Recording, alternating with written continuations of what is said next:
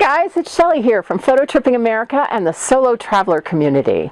I'm here in my hometown of Buena Vista, Colorado, right smack dab in the middle of the Rocky Mountains.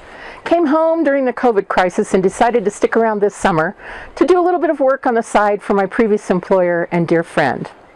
Now, last video we talked about how I fell into the full-time traveler lifestyle.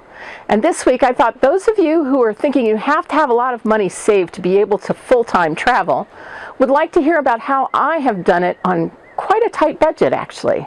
So that's what we'll talk about in this week's video.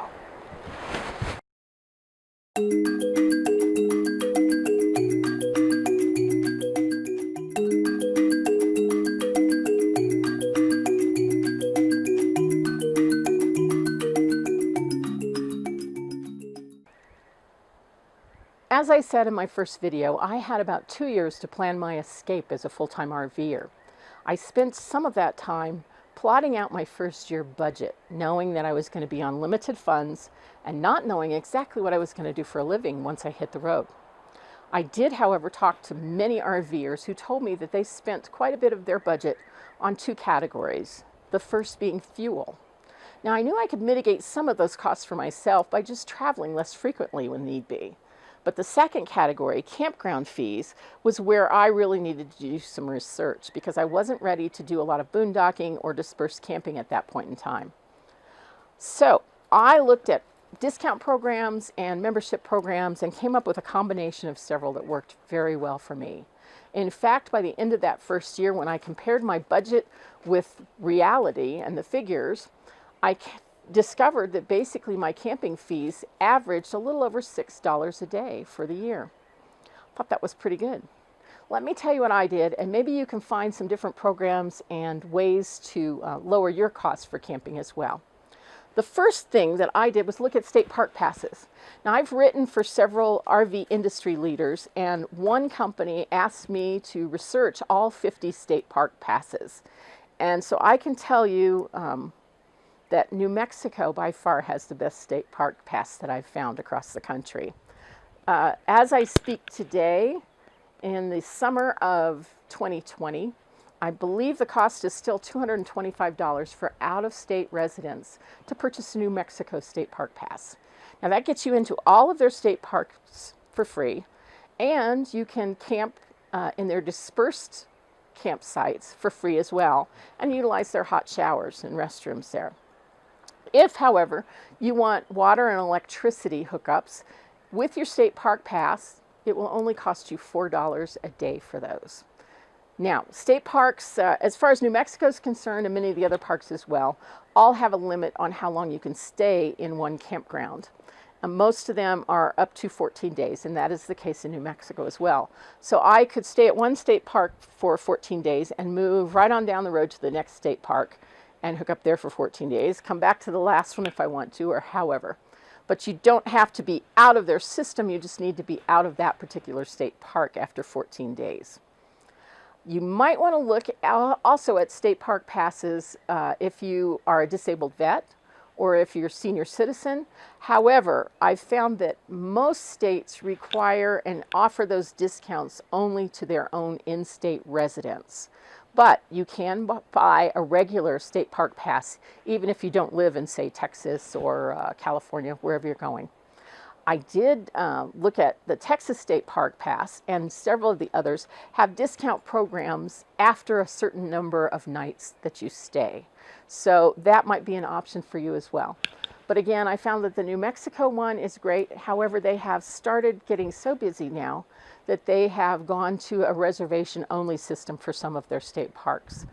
So you'll need to be aware of those. One of the other programs that I looked at in particular was a membership program called Thousand Trails. And Thousand Trails has several different ways that you can be a part of their network. You can purchase a lot.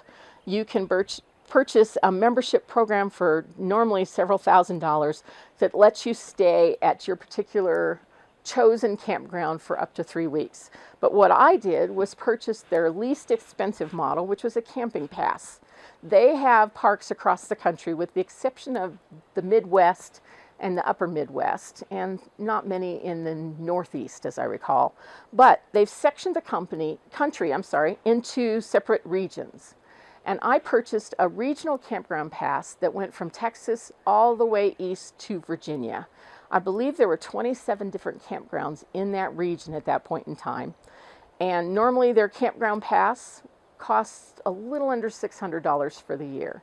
I happened to hit them when they had a half price sale on Black Friday. I don't believe they're doing that anymore, but it's still a good deal even at full price. Many times they're still running some types of discounts on those as well. But this membership allowed me to go to any 1,000 trails within my region and stay for up to 2 weeks free of charge. Now, all of those campgrounds have at least water and electric hookups, and some of them even have sewer hookups as well. Some of the parks are not quite maintained as well as you'd like, but many of the others are wonderful. So you kind of have to pick and choose. But, the ones I've stayed at, in most cases, I've stayed right on the edge of a lake. They are, however, not located real close to large metropolitan areas. For instance, I stayed at Medina Lake in Texas, and it took me, again, my campsite was right on the edge of the lake, so it was beautiful. The campground itself was pretty well maintained, and it took me 45 minutes to an hour to drive into San Antonio, but still not a bad deal. So you might want to look at 1,000 trails, but like I said, be sure that you're looking at the campground passes. Now, when I decided that I wanted to travel west, I could no longer use that campground pass. But 1,000 Trails lets you purchase an additional region for, I believe right now it's about $50. So I could purchase a region that included California, Arizona, and Oregon, I believe, for an extra $50 and stay at those campgrounds in the same fashion. So just beware what you're looking at when you're looking at 1,000 Trails, because like I said, they do have several different types of memberships. Now, there are all kinds of discount programs. There are all kinds of membership programs as well, like Harvest Hosts, where you can stay overnight at many scenic areas, including golf courses now. They do kind of ask you to purchase something that this specific business is offering. For instance, if you stay at a vineyard, it would be nice if you took their tour and purchased a bottle of wine.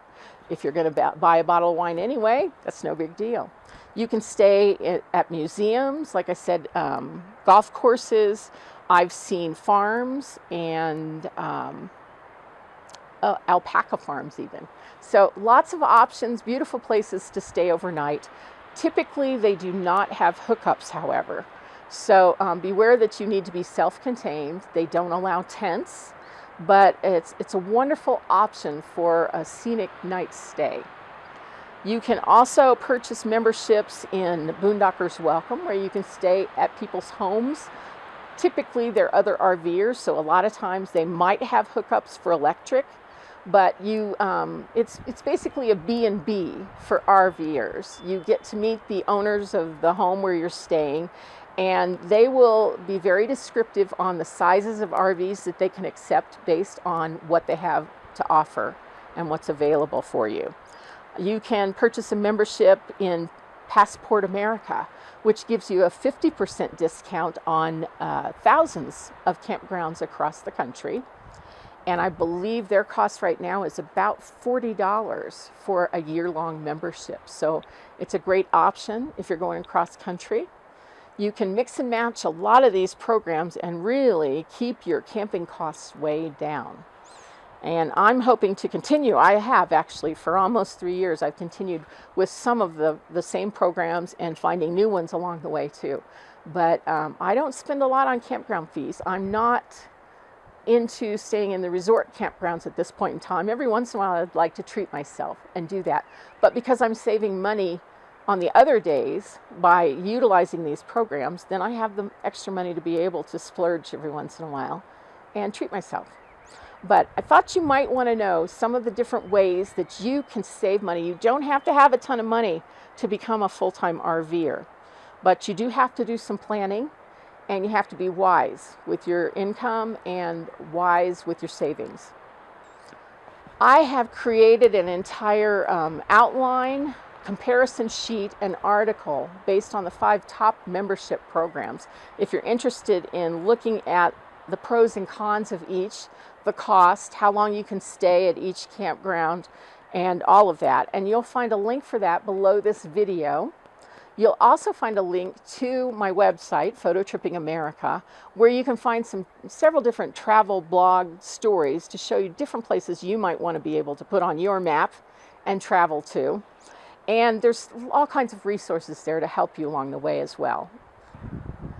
I would also ask if you wouldn't mind to please subscribe to our YouTube channel. It really helps us be found by other YouTubers, and it encourages me in knowing that you're enjoying what you're seeing. But if you have some comments, questions, or places you'd like for us to cover, topics you'd like for us to cover, please comment below the video.